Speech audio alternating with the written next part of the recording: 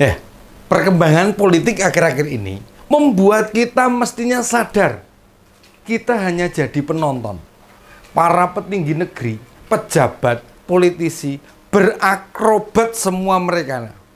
Semaunya mereka, akrobatnya sak geleme dhewe.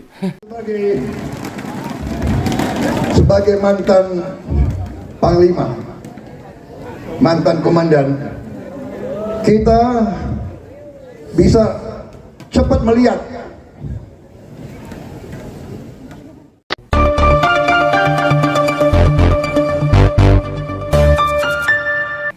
Intinya merapat kepada kekuasaan itu pilihan satu-satunya yang terbaik.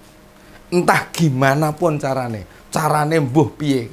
Nah, usai penetapan capres cawapres oleh KPU, setelah semua sidang gugatan Pilpres ditolak oleh MK, maka antri tuh merapat ke sana.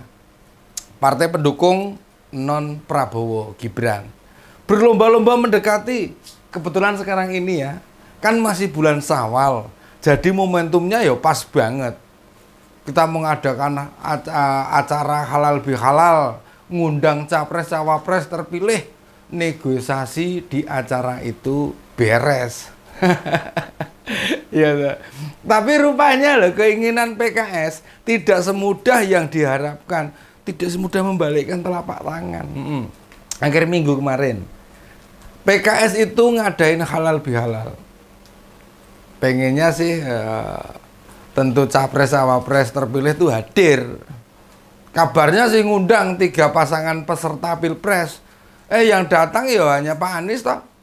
Makanya jangan dicampur adukkan urusan agama sama politik. Itu sudah beda. Ya. Bila memang pengen ngundang Pak Prabowo, itu mesti undangannya di atas nama Menteri Pertahanan. Lalu ngundang Mas Gibran ya sebagai wali kota Surakarta atau wali kota Solo. Nah, kayaknya hadir itu, mungkin kemungkinan besar bisa hadir.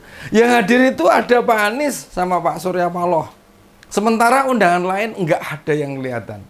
PKS ngadain acara begini emang punya motif. Mau bagaimanapun.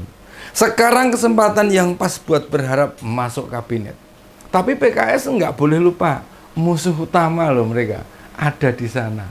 Sudah bareng Pak Prabowo sebelum Pilpres. Kita semua ngerti tak? Paham kan? Ada Pak Anies Mata sama Bang Fahri Hamzah alias gengnya Partai Gelora sudah di Koalisi Indonesia Maju. Jangan dikira mau berbelok arah itu gampang.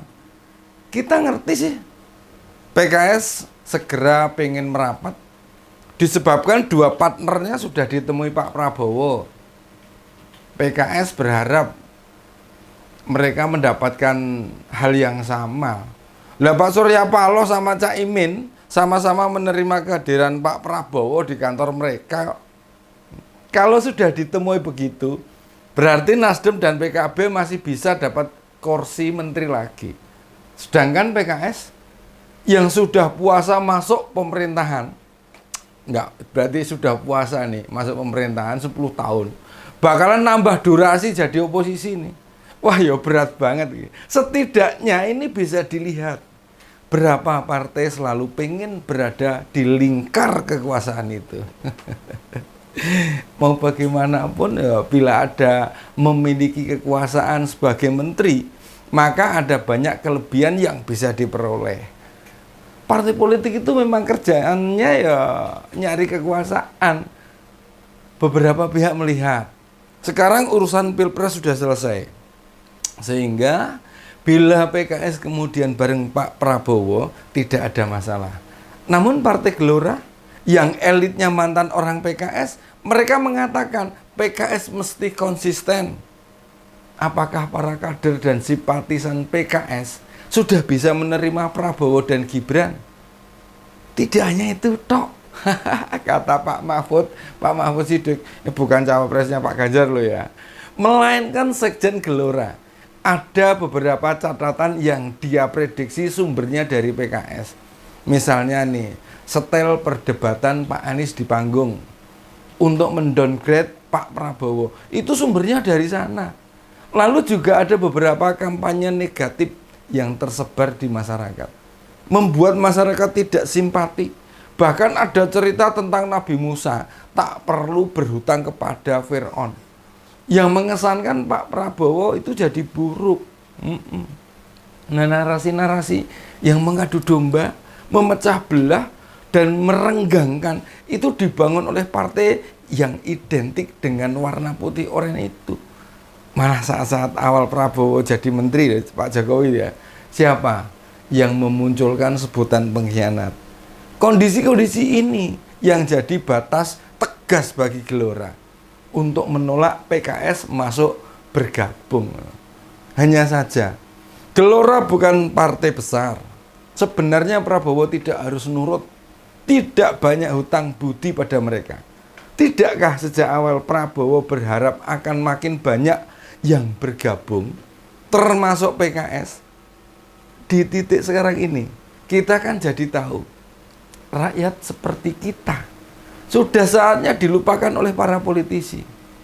Mereka tidak ada lagi yang bicara tentang program, tentang apa yang mau diperjuangkan, tentang bagaimana makin memajukan Indonesia. Coba cek, lihat. Namanya saja Koalisi Indonesia Maju. Kok hampir tidak ada dari koalisi pemenang bicara konsep dan gagasan untuk memajukan Indonesia. Ini bukan nyinyir ya. Ini juga bukan membenci. Ini tidakkah rakyat punya hak untuk mengingatkan para pemimpinnya atau calon pemimpin apa yang mereka persiapkan atas semua hal yang pernah disampaikan waktu kampanye? Bagaimana nasibnya sekarang? Mereka kok lebih suka ngajakin orang bergabung. Bila ditanya, jawabannya sih bisa ditebak. Negara ini terlalu besar dikerjakan oleh 4 partai. Butuh partai lain untuk ikut berkontribusi. Toh Pilpres sudah usai. Padahal waktu mau Pilpres, mereka dengan hanya didukung 4 partai saja, kan yakin bisa merealisasikan janji itu. Mengapa sekarang jadi nggak yakin? Ini hanya akal-akalan saja. Makin banyak partai bergabung, memang makin mudah mengurangi batu sandungan dalam pemerintahan. Malah ada dari kubu pendukung Prabowo Gibran menyampaikan tidak semua harus dapat jatah menteri. Mana ada partai tak dapat jatah menteri mau berkoalisi. Memang sih kemarin petinggi Nasdem bilang, Nasdem siap dukung Prabowo Gibran, tak berharap kursi menteri. Itu yang bicara Bu Irma loh ya, Bu Irma Suryani. Secara pribadi itu hampir mustahil. Lah wong PSI loh, yang tidak lolos di Senayan sana saja minta jatah 1 menteri kok. Para pendukungnya Koalisi Indonesia Maju pasti akan menyampaikan. Demokrat yang dalam 4 tahun oposisi begitu dukung pemerintah sekarang saja langsung dapat hadiah 1 kursi menteri. Ini menggambarkan situasi politik nasional benar-benar enggak ideal sama sekali. Kita sebagai rakyat jelata enggak bisa berbuat apa-apa. Minimal kita hanya bisa mengingatkan bagaimana masa depan janji-janji Prabowo untuk diwujudkan. Nah, meski kita tidak memilih, kita berhak meminta, berhak mengingatkan, berhak menagih supaya jadi pembelajaran bersama. Agar di masa mendatang, seorang calon pemimpin tidak asal bicara, namun omongannya harus bisa dipegang. Demikian opini kali ini. Salam seger waras. Sampai jumpa.